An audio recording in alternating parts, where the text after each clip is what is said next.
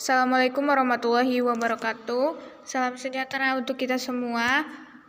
Yang terhormat kepada Bapak Nanang Abdurrahman MKom selaku dosen mata kuliah jaringan komputer dan teman-teman yang saya banggakan. Perkenalkan, nama saya Ita Nurhayati dengan NIM 211223088 dari kelas PTIK 2B akan mempresentasikan tentang merancang pengalamatan jaringan.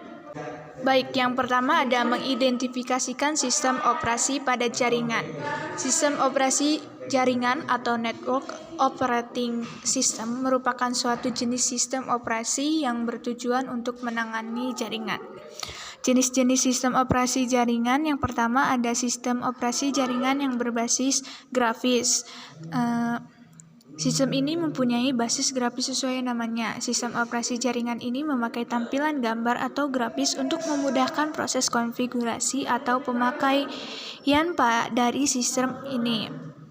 Kelebihan dari sistem operasi berbasis grafis ini cukup banyak, seperti desain grafis lebih menarik, user-friendly dan mudah dipakai, meningkatkan dan menarik minat dari pengguna, lebih baik dalam berinteraksi dengan komputer, resolusi gambar tinggi.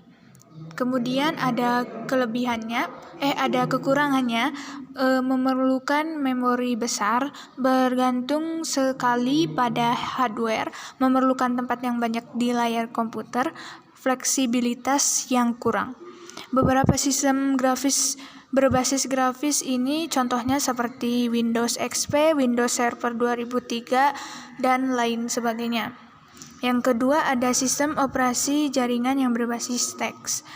Network operating system yang satu ini sesuai dengan namanya memakai perintah yang berupa teks atau perintah DOS yang dipakai untuk menjalankan sistem operasi dan untuk melakukan proses konfigurasi.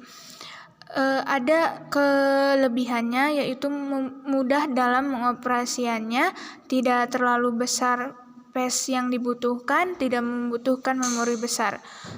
Kekurangannya adalah teks merupakan mode operasi, tidak mudah digunakan atau tidak user friendly, tidak compatible pada software gratis. Contohnya seperti Sun Solaris, Linux, Debian, dan lain sebagainya.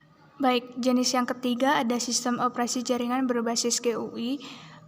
Ini merupakan sistem operasi di mana penggunanya tidak perlu menghafalkan berbagai jenis kode dan bahasa pemrograman yang ruwet. Jenis sistem operasi berbasis GUI contohnya seperti Windows, macOS, Unix, Linux, dan lain sebagainya. Selanjutnya ada fungsi-fungsi dari sistem operasi jaringan. Yang pertama ada menghubungkan beberapa komputer dengan perangkat yang lain ke jaringan yang sudah dibuat sebelumnya.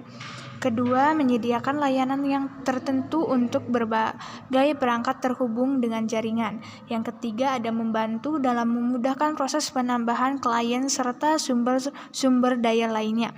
Dan yang keempat ada membantu dalam memakai kemampuan server di jaringan komputer dengan efisien.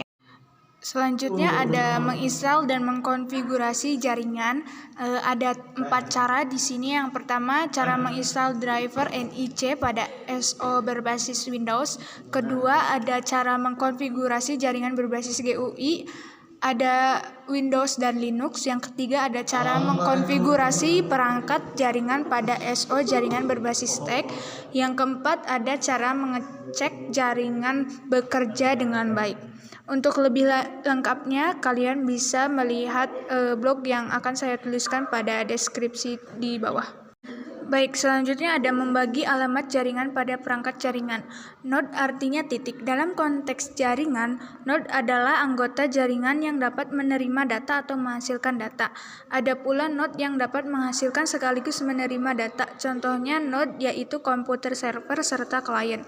Fungsinya node dapat menjadi titik komunikasi atau titik redistribusi komunikasi yang terhubung ke node lain. Setiap node di jaringan dianggap sama, tetapi node tertentu memiliki peran berbeda dalam cara mereka mendukung jaringan di dalam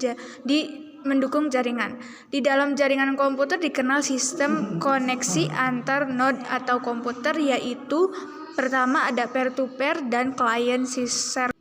Baik, selanjutnya ada segmen pada jaringan. Pengertian segmen jaringan yaitu gagasan untuk membuat subjaringan dalam jaringan perusahaan atau beberapa jenis jaringan komputer lain secara keseluruhan.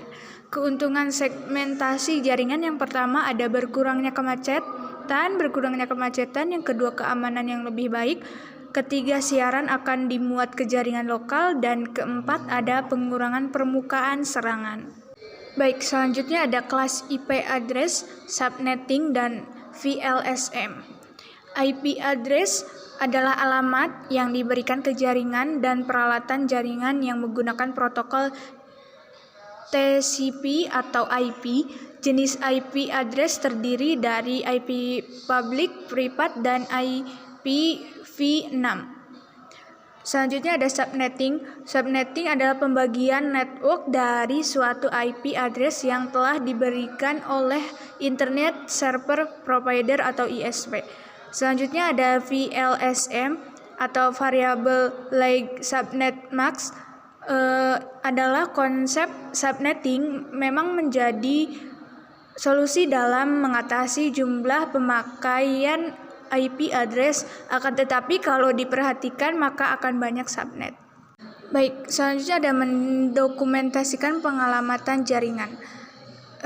Topologi star ini didesain menyerupai bentuk bintang.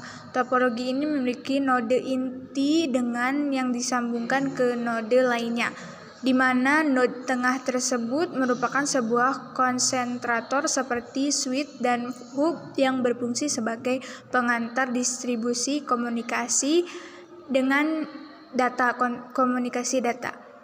Cara membuat topologi jaringan di Disco Packet Tracker bisa kalian lihat lebih jelasnya di blog yang akan saya tuliskan di deskripsi di bawah. Baik, ini adalah laporan hasil pencatatan pengalamatan jaringannya. Baik, terima kasih. Sekian yang dapat saya sampaikan. Kurang lebihnya saya mohon maaf. Wabillahi taufiq wal hidayah. Wassalamualaikum warahmatullahi wabarakatuh.